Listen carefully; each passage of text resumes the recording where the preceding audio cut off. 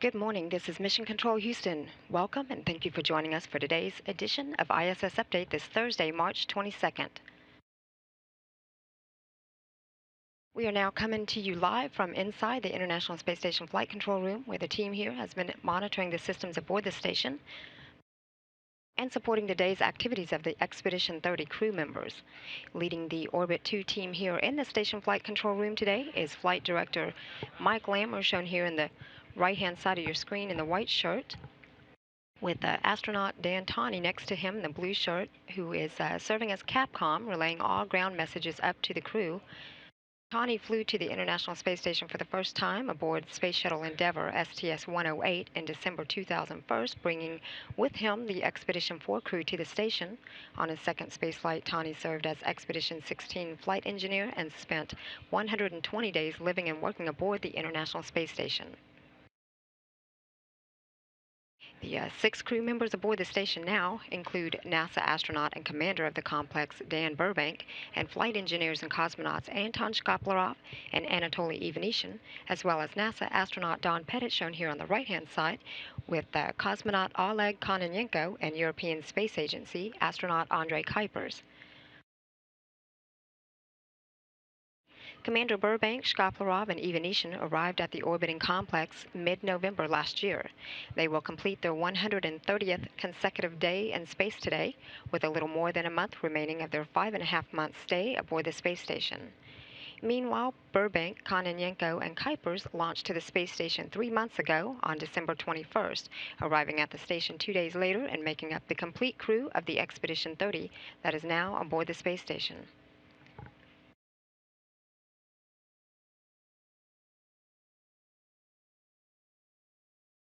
The space station with its crew aboard is now flying at an altitude of about 248 statute miles.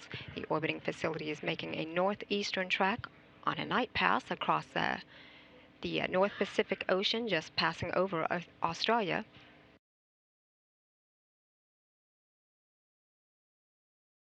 Today, Station Commander Dan Burbank, flight engineers Andrei Kuipers and Don Pettit are working on more cleanup of the permanent multi-purpose module, also known as Leonardo, or the Space Closet. The crew members are relocating items and storage to their permanent spaces aboard the International Space Station. Much of this cleanup is being done in preparation of the soon-to-arrive cargo ship, the European Space Agency's Automated Transfer Vehicle 3, or Eduardo Amaldi. Eduardo Amaldi, with its 7-ton load of supplies, is scheduled to lift off aboard the Ariane 5 rocket from Kourou, French Guiana, late this evening at 11:34 p.m. Central Time, and begin its 5.5-day journey to the space station. Flight engineer Don Pettit will wrap up his share of cleanup work to continue work he began earlier this week to install software and reconfigure a laptop computer that was associated with an express rack. These express racks are housed in a refrigerator-sized container that acts as an exterior shell. They enable quick, simple integration of up to 10 experiment payloads.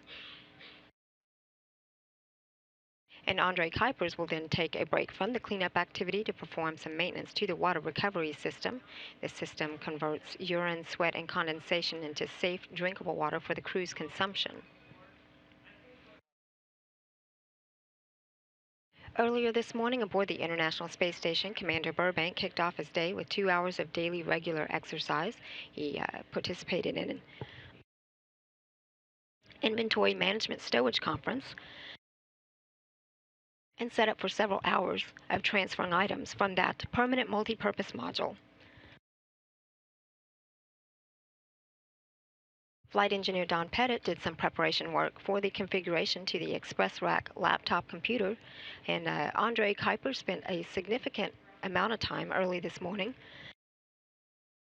collecting personal data as part of the CARD experiment that studies blood pressure decreases in the human body exposed to microgravity for long periods of time as that of a station resident. Kuipers then also tended to another science experiment known as Viable, or the evaluation and monitoring of microbiofilms inside the International Space Station. That study looks at the development of microbiofilm development on space materials. The results from this study may lead to solutions to improve the environmental quality of manned confined habitats on space, but also specific bases and modules on Earth where humans have to stay for a long term, particularly for scientific purposes. Meanwhile, on the Russian side of the house, Anatoly Ivanishin had spent a couple of hours with activities for the pneumocard experiment that studies the adaptation of the cardiovascular system of crew members during a long-duration microgravity mission. Cosmonaut Oleg Kononenko had snapped images of the Earth for the Uragan, or hurricane, experiment that studies Earth's natural resources by monitoring catastrophes. A little after today's ISS Update Hour, Commander Burbank will work in the Japanese pressurized module to measure resistance of image processing unit power connector and fuse to identify where a shorted circuit is in the power line. And at the end of today, each crew member will have exercise to maintain his physical fitness and help mitigate the negative effects of microgravity on their bodies. The Expedition 30 crew members will do some evening prep work for another busy day in space tomorrow. They will then participate in their final daily planning conference with ground controllers around the world before entering their pre-sleep period. Meanwhile, back on Earth in Kourou, French Guiana, preparations remain on track for the launch of the European Space Agency's Eduardo Amaldi, the automated transfer vehicle 3 cargo craft. Again, that launch is scheduled to take place tonight at 11:34 p.m. Central Time. Launch coverage will begin here on NASA television at 11 p.m. tonight. The crew is scheduled to go to bed at 3:30 p.m. Central Time and is scheduled to be asleep at the time of launch. However, Mission Control Houston will be uplinking the video of the launch real time for the crew's viewing. This is Mission Control Houston.